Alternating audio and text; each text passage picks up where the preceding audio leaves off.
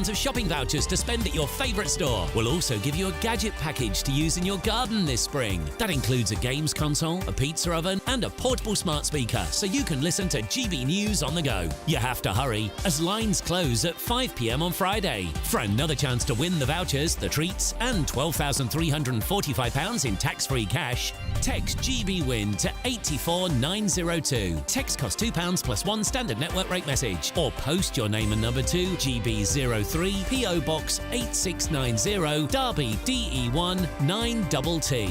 UK only. Entrance must be 18 or over. Lines close at 5 p.m. on Friday. Full terms and privacy notice at gbnews.com/win. Please check the closing time if watching or listening on demand. Good luck. I'm Martin Daubney. This is GB News, Britain's news channel.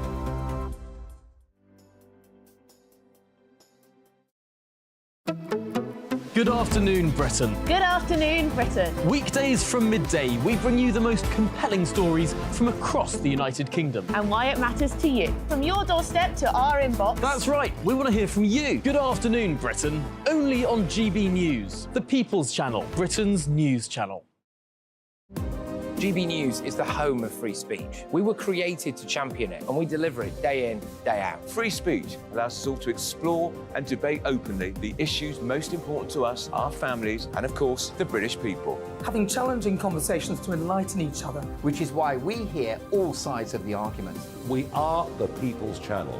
We will always stand by the freedom to express yourself. On TV, radio and online. This is GB News, Britain's news channel.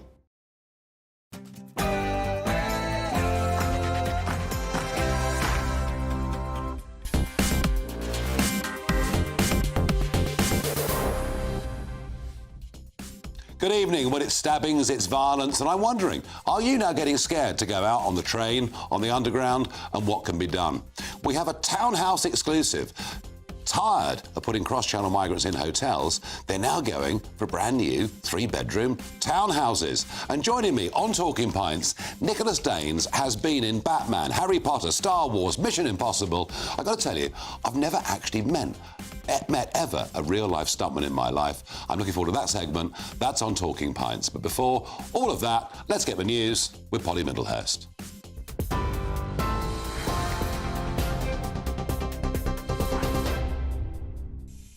Nigel, thank you, and good evening to you. Well, the top story from the GB Newsroom tonight is from London, where police have arrested a man in his 30s in connection with a double stabbing at Kennington Tube Station. And that comes after another man was also arrested on suspicion of attempted murder after a separate stabbing on a London train. Footage of that incident shared on social media showed a masked man attacking someone with a large knife as passengers called for help in the background. Meanwhile, British Transport Police announced this afternoon that they're going to be enhancing patrols over the Easter weekend across a number of London stations following the unconnected stabbings on the rail network. Michael Gove has described the management of Thames Water as a disgrace after calls to increase customers' bills to plug a major funding gap were made public. The firm's bosses have admitted it could face the risk of emergency nationalisation as its cash crisis deepens. Shareholders have refused to give the company £500 million of extra funding, describing the rescue plan put in front of them as uninvestable. Instead, they want the regulator, Ofwat, to increase customers' bills by up to 40% over the next 5 years. The United Nations called on Rishi Sunak today to scrap his Rwanda plan. The organisation's Human Rights Committee says the government's plan to send asylum seekers on a one-way trip to the East African nation should be abandoned or repealed if it passes in Parliament. In their report, 18 member states raised concerns of discrimination and potential violations of international law. The government responded, however, accusing the United Nations of double standards because it already sends refugees to Rwanda. Over 600 Border Force officers at Heathrow Airport are set to go on strike for 4 days, beginning on the 11th of April. In a recent vote, 90% of union members at the UK's busiest airport backed the walkout over a shift pattern change. The PCS union suggesting those changes may see as many as 250 staff forced out of their jobs. They're demanding those plans be withdrawn, calling it unprofessional and even inhumane treatment of staff that they say are critical to national security. Well, 4 Conservative MPs and a major Conservative donor have been awarded honours after the Prime Minister recommended them to His Majesty the King. First of all, Mohammed Mansour has been knighted for his contributions to business, charity and politics. And Philip Davis, husband of the government's Common Sense Minister Esther McVey, has also been knighted alongside the Farming Minister Mark Spencer. Meanwhile, Treasury Committee Chairwoman Harriet Baldwin, in the picture there, has been given a damehood, as has Tracy Crouch, the former Sports Minister. And the British filmmaker Christopher Nolan and his wife, producer Emma Thomas, are to respectively receive a knighthood and a damehood. Their film Oppenheimer took home the Best Oscar for Best Picture at this year's Academy Awards. Together, they've created some of Hollywood's most celebrated cinema, including Dunkirk, Inception and a trilogy of Batman films starring Christian Bale. Those are the latest news stories. Do sign up for GB News alerts to scan the QR code on your screen right now or go to gbnews.com/alerts. Now it's time for Farage.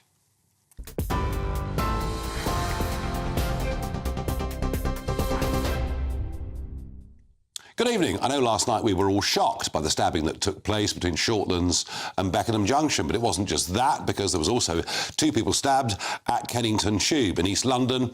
A sex attacker was on the loose being chased by police. And if we look around the rest of the UK, over the course of the last week, 2 men were stabbed today in Liverpool, in North Shields in the North East.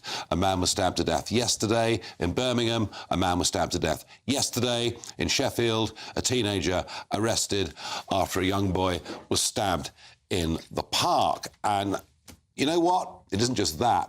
There is also general behavioural decline at all levels. Astonishing to hear this morning that 1 in 5 teachers last year was struck by a pupil. And I know, just talking to folk who come into London every day and travel around, that actually, knives or not, there is a feeling on trains and tubes and perhaps even sometimes buses that people just do not feel as safe and secure going around the country as they did, I'm going to say this, just before lockdown. Our general level of behaviour, our attitudes, our courtesy towards each other, and now the wholesale carrying of weapons that can kill another human being have reached an appalling level. And I'm interested to know how you feel at home. Do you feel safe when you go out now and travel on public transport? Love to get some of your feedback, please. Farage@gbnews.com. Well, to get the latest with what's going on, I'm joined by Mark White, GB News' Home and Security Editor. Nigel, good evening. There is no doubt that in many communities right across the country, they are grappling with an increase in violent crime, in particular knife crime. And every now and again, incidents pop up that grab the public attention. That's what happened yesterday, with first this incident in Beckenham where a man was stabbed repeatedly on that overground train. And then a few hours later, late into the evening in South London at the tube station at Kennington, 2 men then stabbed multiple times as well on the platform there. Developments have been happening throughout the day on these stories. With regard to the Beckenham investigation, the British Transport Police leading the investigation have confirmed that a 19-year-old man has been arrested on suspicion of attempted murder. A weapon has been recovered. The Kennington investigation saw the arrest of a man in his 30s this afternoon on suspicion of the attempted murder of 2 other men. So those investigations making progress, but they come really at a time when people are very and understandably concerned about violent crime. If we look at London itself, last year, the latest figures that we had to September of last year show that there were 14,000 almost knife-related incidents in London, a 22% increase on the previous year.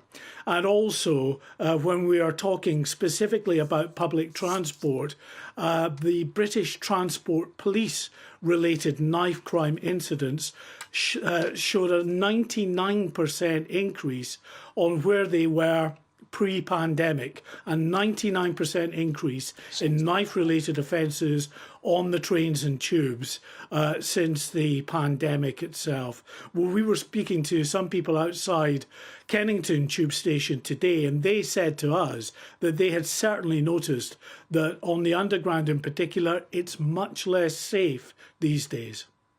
The tube, I feel fine. I feel the tube's safe. I think some empty streets can be scary, but other than that, it's pretty safe, I would say. Late at night, it's always scary, isn't it? But other than that, it's all right, yeah. Sometimes when I'm walking home, I feel a bit scared. Like, I even turn around to see if there's anyone behind me. I heard it all last night, and it is getting very scary, really.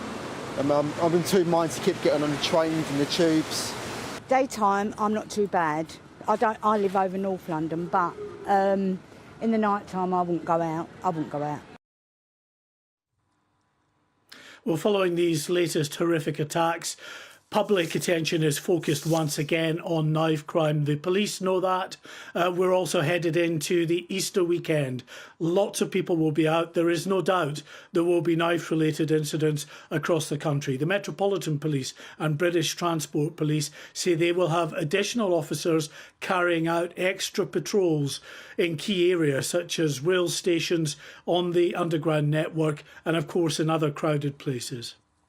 Mark White, thank you very much indeed. Well, joining me down the line is someone who knows all too well the tragedy that can result from this. I'm joined by Mark Brindley, trustee of the James Brindley Foundation and father of James Brindley, who was indeed stabbed to death. And Mark, I know you've been campaigning on this for some time. When you hear those figures from Mark White of a 22% increase in the last year alone of knife incidents in London, you must feel very depressed about the situation.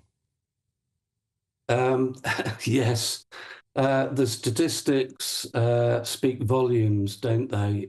But I'm not surprised because we still have the same problems in society. Yes, but the solutions to those problems are not short-term, are they? They're long-term. And it does seem to me, and I talked in the introduction not just about knife crime, but about general levels of casual violence. It does seem we're becoming a lawless society. It feels like that. There's no question. And, society has changed. It's changed dramatically since 2014, and more recently after or during COVID, after COVID, and the cost of living crisis, which seems to have exacerbated the problems we're experiencing. Is there any one big thing you'd like the government or police to do, Mark? Yes, it's long-term funding for long-term solutions. The problems we have are entrenched, and there needs to be that commitment, because charities like our own, when the funding comes through the police and crime commissioners, it comes through for 12 months, which isn't anything like long enough. Okay. It needs to be funding for 5 years or longer. OK. Mark, thank you very much indeed for joining me on the programme. Well, in the studio with me now is Farron Alex Paul, anti-knife crime campaigner, founder of Faz Amnesty, and somebody who is physically going out onto the streets to try and make a positive difference. Farron, you were the victim of a serious knife attack yourself. Yeah, that's correct. Show us. Well, all the way down my neck here, going straight down across my collarbone. How old were you? At the time, I was 20 years old, but I got attacked on 2 separate occasions. So that first time I got stabbed 9 times, and then the second time I got stabbed 9 times. And I'd make it very perfectly clear, it weren't gang-related, it was just me protecting... It wasn't? No, it weren't gang-related at all. It was me protecting a family member that's a female, and me protecting another family member that's a female from someone that was aggression towards them.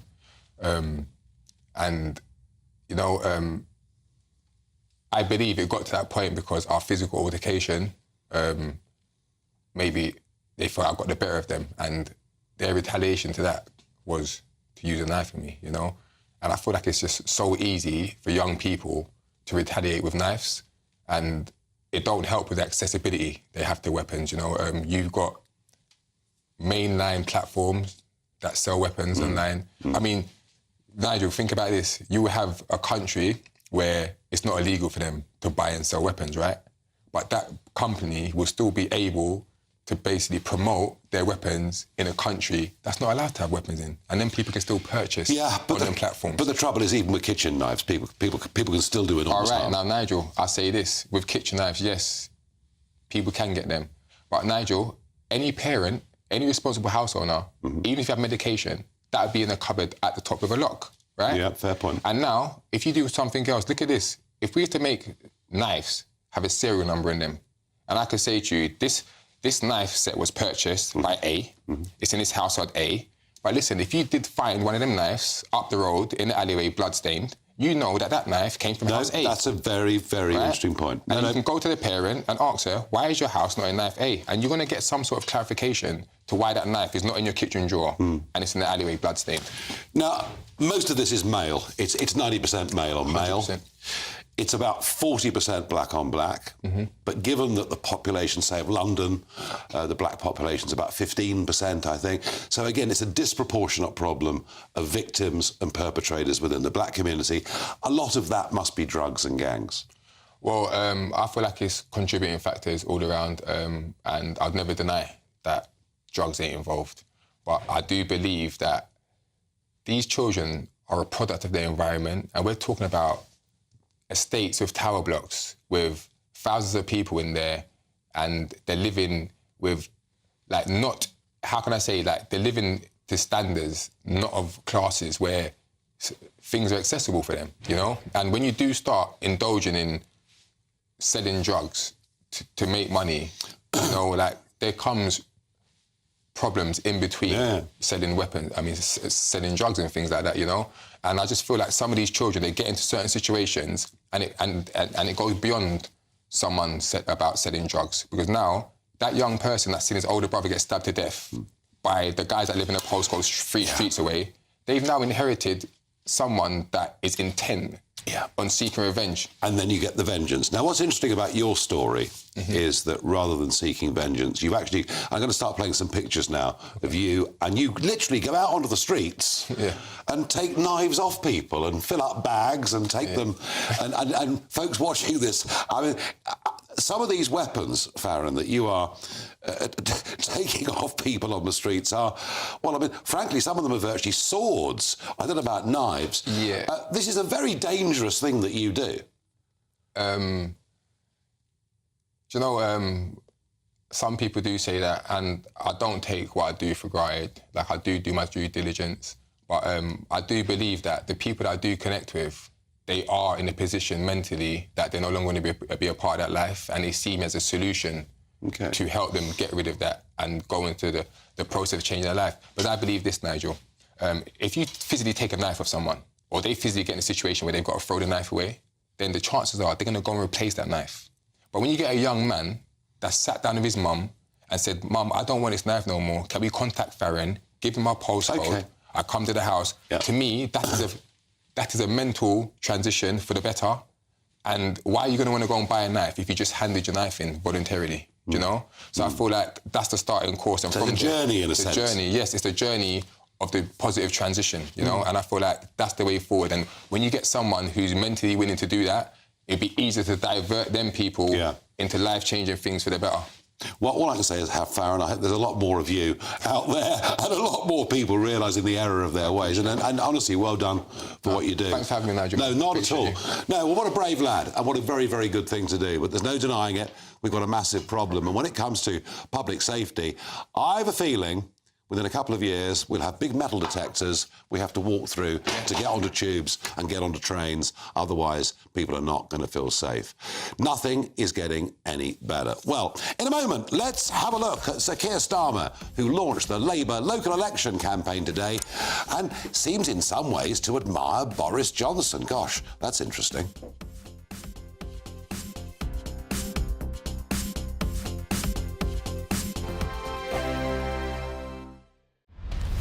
Britain's newsroom.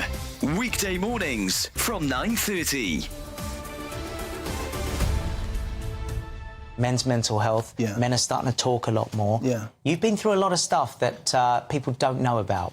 Yeah, I mean, the last few years for me have been very, very difficult. People see me on tour, performing, making music, but myself and my wife, we went through 2 miscarriages. Oh. For us, that was a very devastating time and very difficult to know how to kind of process those emotions. And I guess as a man, I did the thing of bottling up my emotions, and where I feel comfortable to be able to express myself is in the studio, whereas, she had obviously a different reaction to, what happened to us, because not only was it happening to her mentally, psychologically, but it was happening to her physically as well. And I think something that she really wanted to see from me was that sensitivity and that emotion. And I thought that as a man, being strong was trying to bottle up my emotions and just show her that, that I'm being strong for her. But actually being strong is talking about it. And what's happened ever since I've started to talk about it is I've spoken to more men that have experienced baby loss. My wife forced out of me, how do you feel? And I ended up as a mess on the floor. I was exasperating, crying, almost inconsolable. She was just holding me in her arms as we cried together, and we cried together. And I didn't realise I needed that release so badly. Like I said, I've been able to speak to other men, and we've been able to cry together, and they shared their own experiences, which they did similar to me. But actually, as men, I feel like that conversation and that sensitivity and being able to be emotional together. Every Sunday from 11, join Michael Portillo. There will be topical discussion, looking at the week before and the week to come. So kick back and relax at 11 a.m. on Sundays on GB News with me, Michael Portillo. GB News, the People's Channel, Britain's news channel. Your weekend starts here with Friday Night Live with me, Mark Dolan, 8 till 9 on GB News. Big stories, big guests and big laughs as we get you ready for a cracking weekend. That's Friday Night Live with Mark Dolan. Fridays 8 till 9 on GB News. Bring your own drinks. The admission's free. I'm Andrew Doyle. Join me at 7 o'clock every Sunday night for Free Speech Nation, the show where I tackle the week's biggest stories in politics and current affairs with the help of my 2 comedian panellists and a variety of special guests. Free Speech Nation, Sunday nights from 7 on GB News, the People's Channel, Britain's news channel.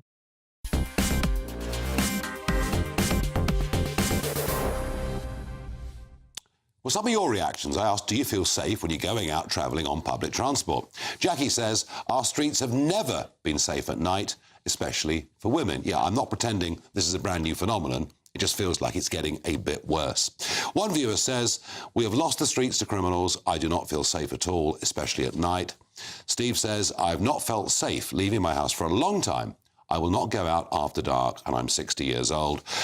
And Pat says this has become worse since Stop and Search was abandoned. The controversial Stop and Search worth a programme on its own. Now, today was the launch of the Labour Party's local election campaign, done by Keir Starmer. He chose Dudley in the Black Country quite deliberately, one of those Brexit seats that swung from Labour to the Conservatives.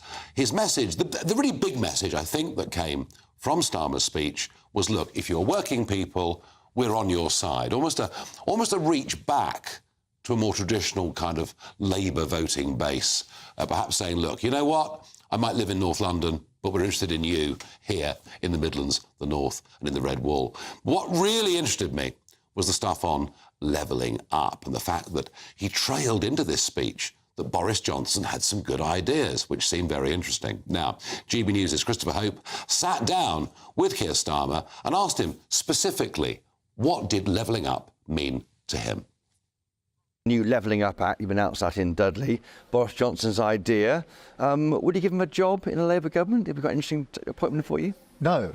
Definitely not? Definitely not. And I'll tell you for why. Because levelling up as an idea, the sense that we need more regional equality, is really important. But in order to make that work, you need a viable plan, and you need to do the hard yards of implementing it. I'm afraid Boris Johnson didn't do that, but I intend to make sure that every area, whether it's Dudley, where we are now, or anywhere across the country, feels the benefit of a growing economy that I'm absolutely determined. It's a good idea, needing better wiring, essentially. Well, it needs a viable plan. It needs something which actually work. But it also does, frankly, need the hard yards of delivery, and that's, I'm afraid, what we haven't seen. Yeah.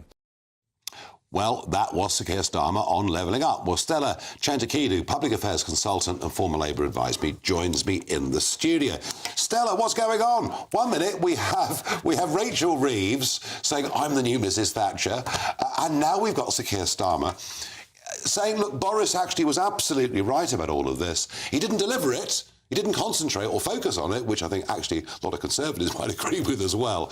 But why is Keir Starmer talking about Boris Johnson? I would love to say that it's because he wants to tease the Conservatives who have been having a lot of infighting about, was it a good idea to get rid of Boris Johnson?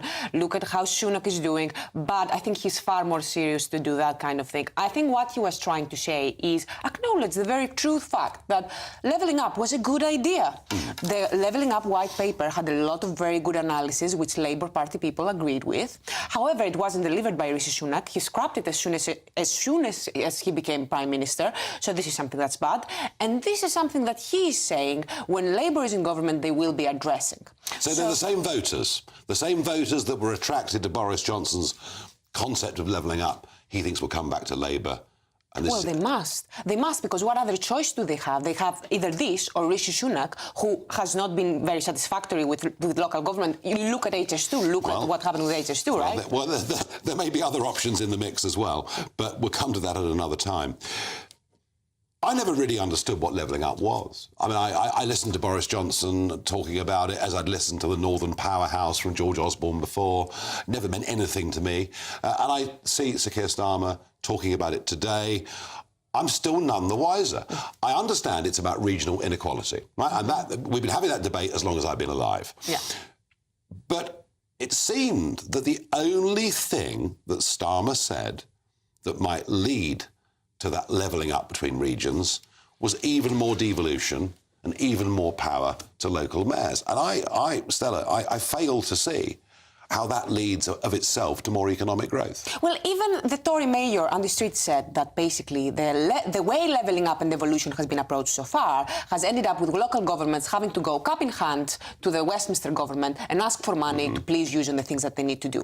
Now, we know that from the levelling up fund, only 10% has been used so far. Why is that? Is this because the councils, which are completely strapped for cash, 1 in 5 local councils across England may become bankrupt in the next year, right? So their situation is very dire. Is it because that these councillors are bad and they don't want to invest in their own area and they don't want to use up this money? Or is it perhaps because the management of this fund has not been good? Is it because it's been very top-down? Is it because the Westminster government and the Treasury has been quite sclerotic with these projects and how they're well, that's possible. That's possible. But you see, I don't buy the idea that just chucking money at a region, chucking taxpayers' money from a centre at a region of itself works. I'm never convinced that money will be spent effectively. I personally would rather try enterprise zones. I'd rather try tax incentives. I'd rather have a look at net zero restrictions in some part of the country. And it just seems to me that, in a sense, Starmer doesn't really have a plan. Not really. I will tell you what is in his plan. And he has made it very clear that he's not chucking money, right? This is one thing that I really liked about the speeches. He's not trying to tell the voters, oh, don't worry, we're going to or as soon as we are in government, there will be a magic money tree, and we're going to exactly, there is no money. The austerity has taken every single last bit of it. The Tory government the Tory government has been salting the earth, as Keir Starmer said, waiting for their arrival. But right or not? What he did Starmer going to do?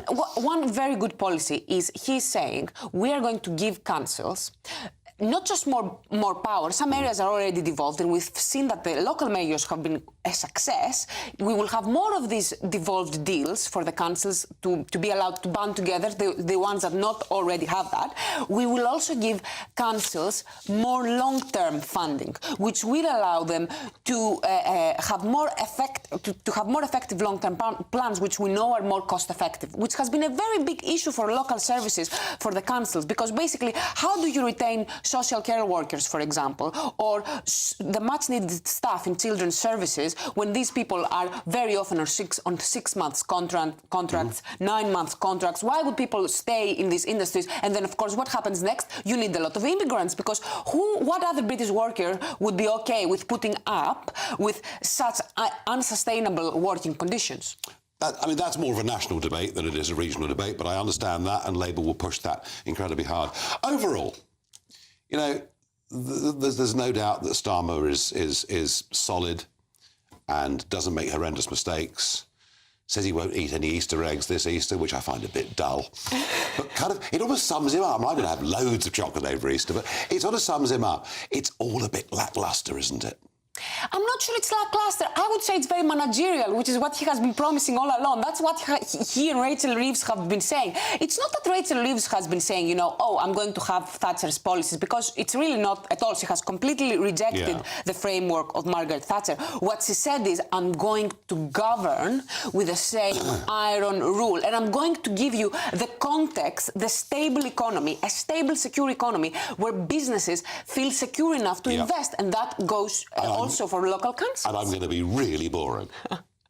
Well, yes, you know what? A lot of people probably want them to be very boring. Vote Labour, vote boring. That's Stella's advice to all of you. Now, in a moment, there's been the most almighty row over the last couple of years about the fact the government have used, the Home Office have used, through private companies, over 400 hotels, which they filled with young men that have crossed the English Channel. Well, now they're cutting back on hotels. They're claiming it to be a huge success. In a minute, we find out the impact of that on the private housing rental sector.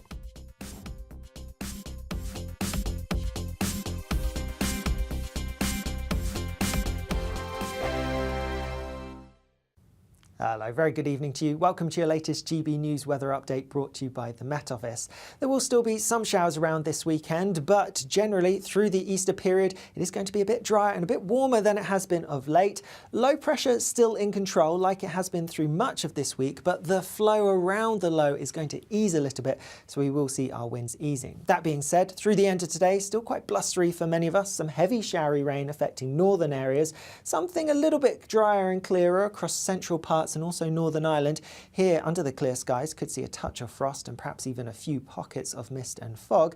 Elsewhere, where we stick with the cloud and the showery rain, it is going to be a milder start to Good Friday. Otherwise, and as we go through Good Friday itself, yes, a bit of brightness and some dry weather around at first, but still outbreaks of showery rain and a greater chance of catching some showers as we go into the afternoon. Potential for some showers turning heavy, possibly even thundery with some hail. But there should be some bright sunny spells in between the showers, and temperatures higher than recently, highs of around 14 Celsius towards the southeast. The winds will be easing and easing further as we go into Saturday, which does look like it will be a calmer and drier day than of late for many. Still some showers around, but they don't look quite as intense as we've seen recently, though potential for some heavy rain to affect parts of Cornwall later on in the day. Easter Day itself on Sunday looks mostly dry. There are a few showers still, but turning cooler again by Monday. See you later.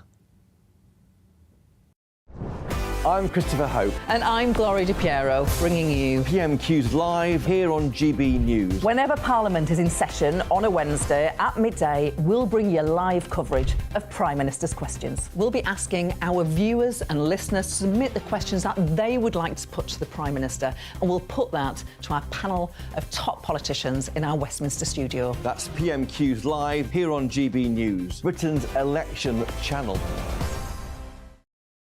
Big news, big debates, big opinion. Patrick Christie's Tonight is the week's biggest show. Every weekday, 9 to 11 p.m, we've got the inside track on the day's top stories. There'll be sharp takes you won't get anywhere else. We will set the news agenda, not just follow it, and I want to bring you along for the ride. Whatever it is, we'll have our finger on the pulse. It's news, but it's this close to entertainment. Patrick Christie's Tonight, 9 to 11 p.m, only on GB News, the People's Channel, Britain's news channel. Join me, Camilla Tominey, every Sunday at 9:30 when I'll be interviewing the key players in British politics and taking them to task. This report basically says that he's not fit to stand trial. With an upcoming election looming over Westminster, now is the time for clear, honest answers. I agree. And that's precisely what I'll get. Is he indecisive? Incompetent? That's the Camilla Tominey Show at 9:30 every Sunday on GB News, the People's Channel, Britain's election channel.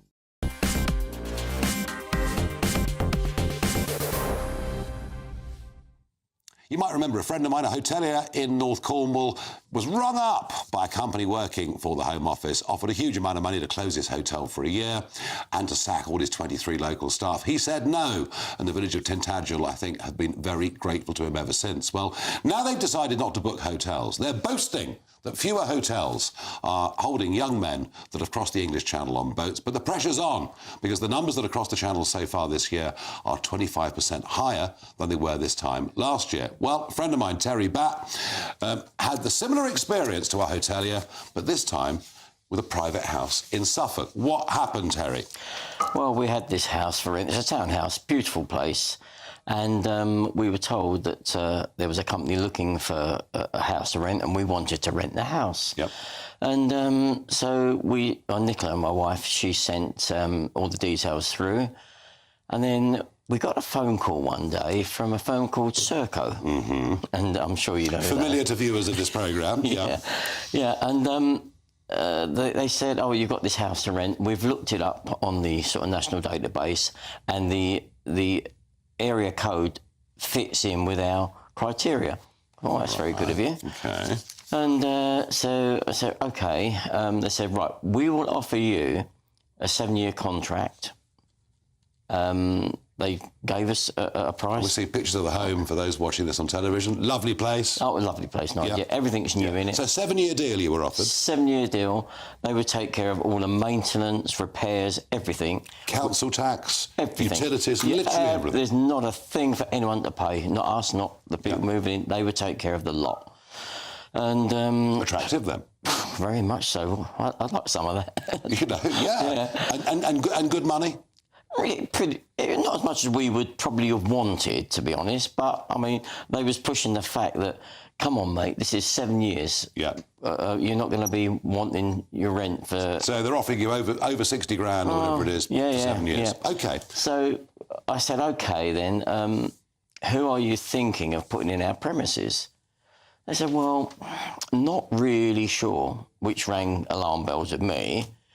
I said, well, I'm not prepared to hand over this beautiful house to someone you're not really sure you're going to put into, because we had a bad experience the year before.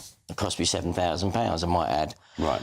So I wanted to be absolutely sure who was going in there. When the guy realised that he wasn't going to get anywhere with me with that, he said, well, be honest with you, we're looking for houses for illegal migrants.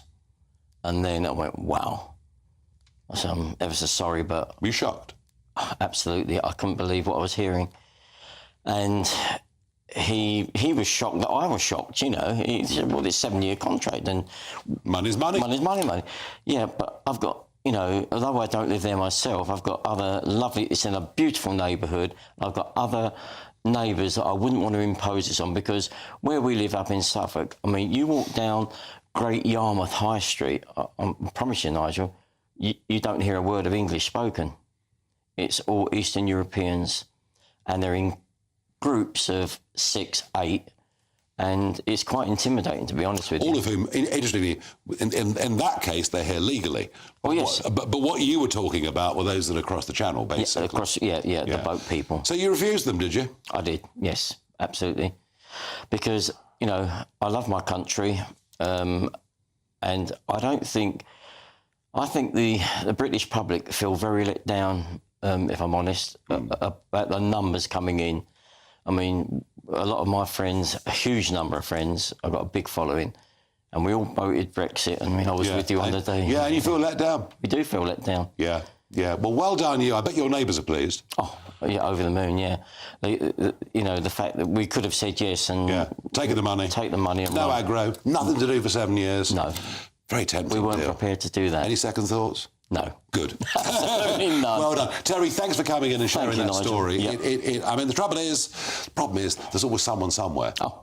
Well, there's one just up the road in Lowestoft, 6-bedroom house. It's going to be turned into a house of multiple occupancy. Yeah. And the lady that owns it was quite happy to do it. But Yeah. No, well, we're not. Well, our hotelier friend in Cornwall stood on his principles. He's been absolutely book solid. Brilliant. Ever since.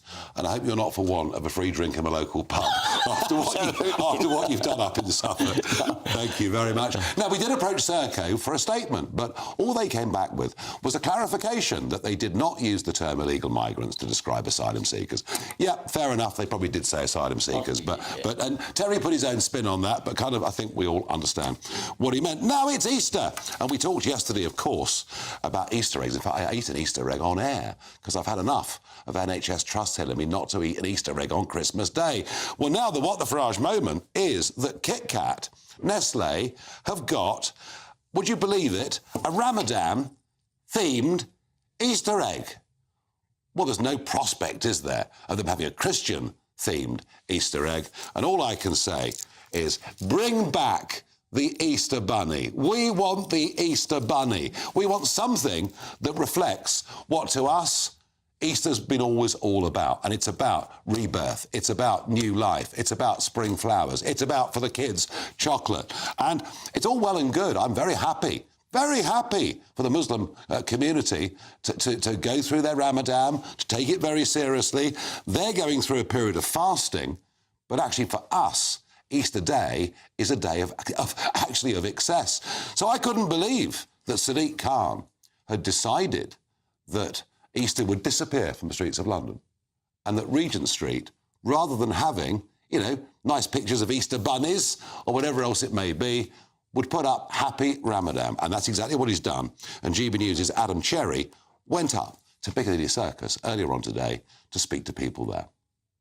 It's Piccadilly Circus at the moment. You'll find a couple of things. You'll find a lot of rain, no umbrella for me, and these lights to celebrate the month of Ramadan. What you won't find are lights or celebrations ahead of Easter weekend. What do locals think about that? What do Londoners think about that? This is what they had to say. Easter, of course one has to celebrate. It's very important for Christians. Both of them, they are important. Ramadan is for Muslim and Easter for the Christian, yeah. I mean, like, we as Christian people, we used to rule the world in a certain way, so we don't get any backlash from that. So maybe it's time to recognize that other countries and other cultures and religions have their own celebrations and other stuff. Gosh, I think we're a multicultural society. We should be celebrating all of it. We ought to be celebrating Easter. We should. But it's important because it's our tradition, yeah? So if it's our tradition, so... You should include everyone. Why are we including one group and excluding another one?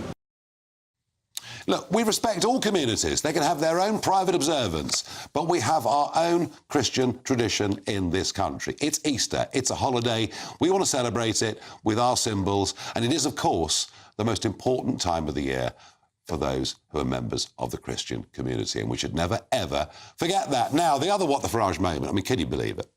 The Foreign Office have told English football supporters that when they go to Germany for the European football finals this year in June, that the beer is stronger in Germany than it is in the UK, and therefore they should be careful. What are the chances of English football supporters ever being careful? They will go, they will drink too much. They will be rowdy, some of them will get into trouble. But just let them make their own mistakes. Don't interfere. Don't try and nanny them.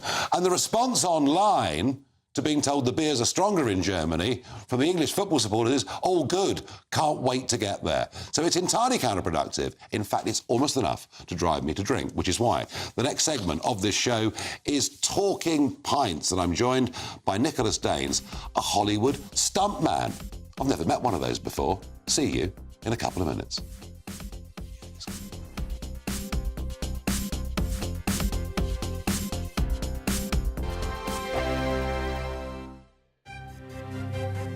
GB News Breakfast, every day from 6 a.m.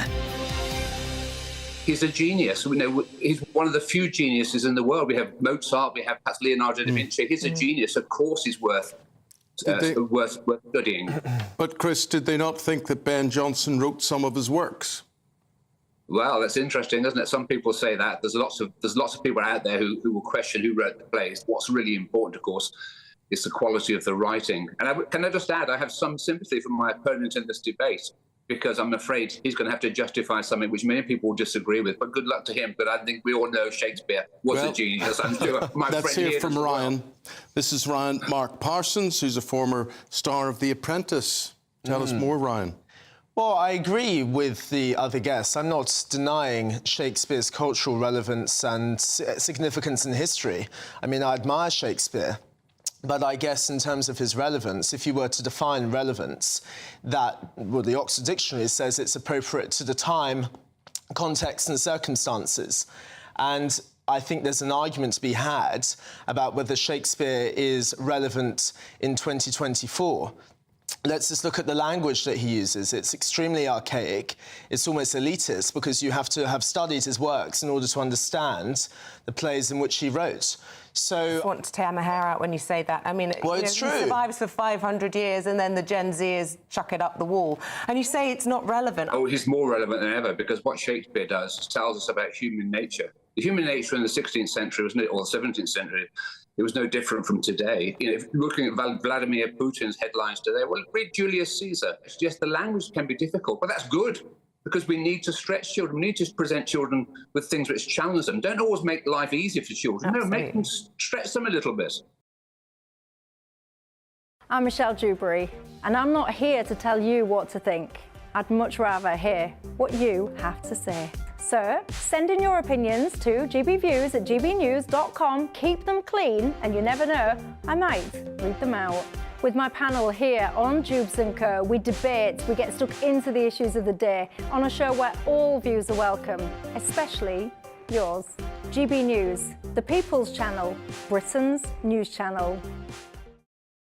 2024, a battleground year. The year the nation decides. As the parties gear up their campaigns for the next general election. Who will be left standing when the British people make one of the biggest decisions of their lives? Who will rise? And who will fall? Let's find out together. For every moment, the highs, the lows, the twists and turns. We'll be with you for every step of this journey. In 2024, GB News is Britain's election channel.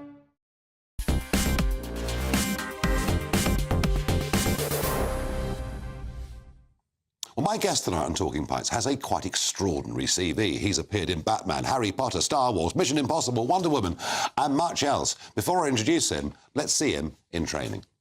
So when I come into the gym to prepare for any movie, I always go on the trampoline because it's brilliant for spatial awareness development and knowing where you are in time and space and getting your body oriented in the right place. Now for Batman, we did loads of stunts where you had to roll off things, jump off things, so you had to know exactly where you were so you could keep yourself safe as well as the other people around you. So when we did the Jumbotron and it collapses and we're all rolling off into the foam pit that we had down below us, we had to know exactly where we were and that we would land in the same space every single time, even though we're doing multiple rotations, and we'd also keep the other people safe as well as ourselves. So trampoline is brilliant for that. Well, Hollywood stuntman Nicholas Danes joins me on Talking Pints. Nicholas, welcome. Thank you very much. To the programme. Now, I've never met a stuntman before. Well, that's great that I could be the first one. So, athletics. You're a competitive athletics performer at national level, trampolining, diving. You know, have you always been sort of super Mr. Fit? I was always a gymnast from an early age, and I went on to compete internationally for Great Britain with British gymnastics.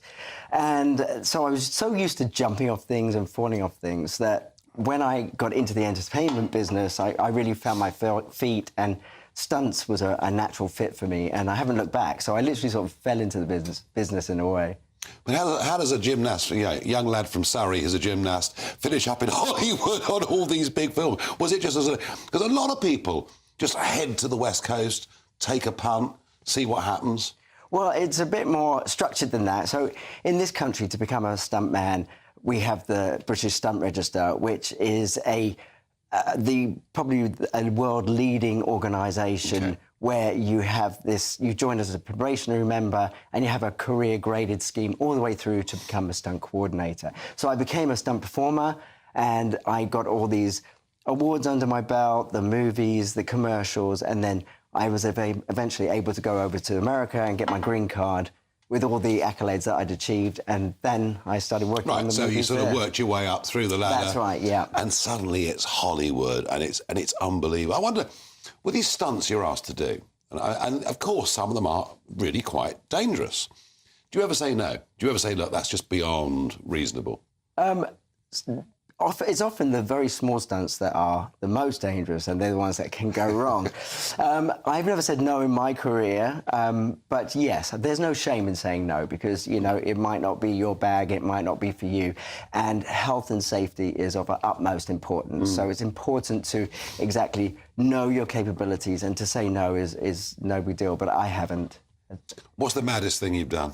One of the biggest stunts that I'm most proud of is an 80-foot high fall that I did from the top of a building with 1 3/4 somersaults, which was really 80 great. feet? Yeah, with 1 3/4 somersaults. So it was kind of using the gymnastics and the spatial awareness and the diving, which I have, which is great. How high is the adrenaline level as you jump off 80 feet? It's really high, but you have to keep that under control. It's real mind over matter stuff, really, you know? Your legs are just shaking, but you're able to focus, and that's what separates you from other people. You're just able to create that mind over matter and focus. You know what you do in time and space, and you're able to just push yourself off that building. There's nothing natural about it. No, I'm sure there's not. And all our viewers are seeing you on fire now. I mean, this is all bonkers, really, isn't it? It is, but everything is done to the nth degree in terms of safety. I'm sure it is, yeah. Precautions. We've got a safety team with me that's standing by, and, you know, experience as well. That counts for a lot. It looks pretty good. That what interests me. Do you have much interaction with the actors themselves? How does it work? It depends what you're doing. If you're doubling an actor, then you'll have to work very closely with them with the action. You'll often line it up and perform the stunt yourself, and then they'll do maybe a watered-down version, or you have to train them up to be able to do the stunt itself. So it depends on what you're doing. So actually, in some ways, you can build up quite a relationship with these people. Absolutely, yes. And some stars take their stunt doubles on all their productions, because they do build that very close relationship and bond. And, I mean, who's your favourite to work with? Come on, unfair question. But... Well, Cillian Murphy was probably one of my favourites. Probably the favourite, because he was such an ordinary guy, you know. There's a lot of hoopla in the business, and, you know, there's a lot of starriness, but he's just very grounded, very down-to-earth, and a pleasure to work with. Now, these Hollywood actors, I mean, and not all of them, but those at the top, and the ones that you've worked with, make just, I mean, eye-watering sums of money. Is it the same for Nicholas Danes? Have you made an absolute Hollywood fortune? I wish I could say that I have. No, they will say that. Definitely not the same for the stunt performers. Of course. But, you know, my hobby has been my job for the last 25 years. So in that respect, you know, I am rich, because there's not a lot of people that can say they love going to work every day. In that respect, I have to say, yes, I'm wealthy in that. I think you've done pretty well. Now, the interesting thing is, you know, athletics, Hollywood, all the rest of it, but there's a bit of depth to Nicholas Danes, isn't there? Because you've got a first in microbiology. I bet there aren't many stuntmen that have got that in their background. No, I don't think there are. So, academically, obviously quite good. I was all right, yeah. Well, no, clearly you were right, but you've also put that to use, haven't you, as well? Yes. I'm really passionate about wildlife, and I really feel like that we are failing the next generation with regards to the plight of wildlife on this planet now. So I've been involved in a series called Destination Conservation. I've been making that to take kids and get them involved in conservation with endangered species, because, you know, if we've got to hand them the tools that they're really going to need to clean up the mess that we've made, then I feel like, you know, they need to understand, get them to understand what the problems are on the ground facing these creatures. So it's great that it's come full circle, that I've been able to use my scientific background to then hopefully do some world of good. And make your films and make your videos. And I mean, you look at the orangutan, a project that you've been involved with and other friends that might have been involved with. But the problem is, the population of the Earth keeps going up and up and up, and habitat loss is a massive problem, isn't it? It's huge, and probably, you know, fragmentation, habitat loss are the biggest causes of, we've had 160 species go extinct in the last 10 years alone. So, yes, I feel, unless we address it and get the next generation really involved, it is only going to get worse, but really to be able to get them to take the helm and try to, really pull back with extinction of I think when I was species. born, there were 2.5 billion people on the planet. There are now 8 billion people on the planet. I mean, I think, to me, that's at the root. Yeah, there's pollution and all sorts of other things, but that, to me, is at the heart of it. So is that kind of how you relax, or are there other hobbies that you have? I mean, you've got a drink there, so you obviously enjoy a drink. I love my Guinness, so that's good, and my red wine, I love that too. But yes, I do the normal things. I love going out to eat. I can watch any movie, even though I make the movies. I'm easily entertained, so I do that. I love to travel.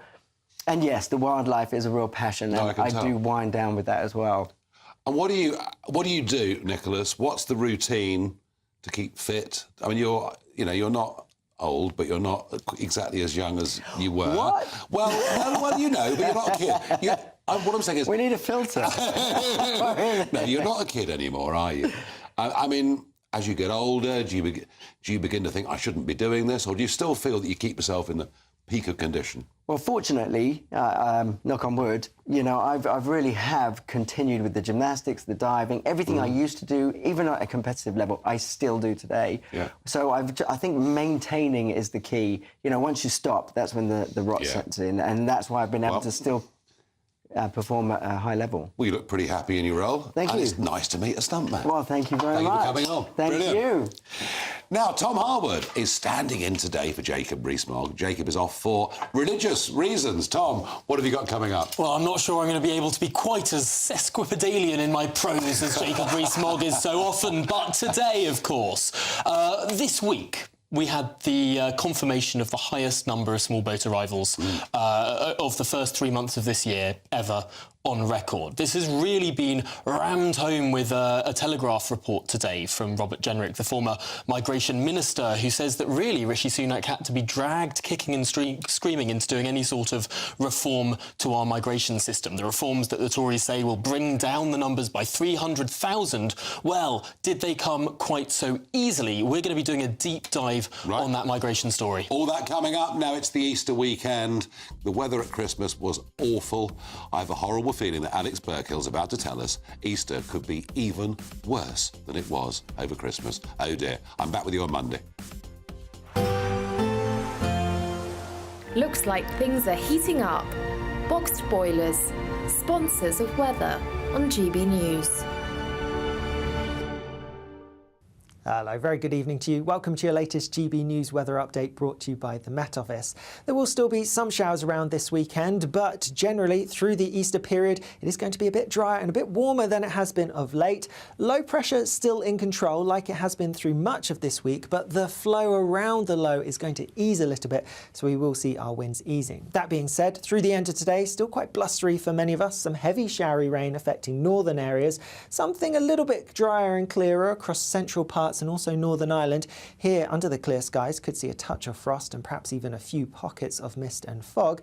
Elsewhere, where we stick with the cloud and the showery rain, it is going to be a milder start to Good Friday. Otherwise, and as we go through Good Friday itself, yes, a bit of brightness and some dry weather around at first, but still outbreaks of showery rain and a greater chance of catching some showers as we go into the afternoon. Potential for some showers turning heavy, possibly even thundery with some hail. But there should be some bright sunny spells in between the showers, and temperatures higher than recently, highs of around 14 Celsius towards the southeast. The winds will be easing and easing further as we go into Saturday, which does look like it will be a calmer and drier day than of late for many. Still some showers around, but they don't look quite as intense as we've seen recently, though potential for some heavy rain to affect parts of Cornwall later on in the day. Easter Day itself on Sunday looks mostly dry. There are a few showers still, but turning cooler again by Monday. See you later. A brighter outlook with Box Solar, sponsors of weather on GB News.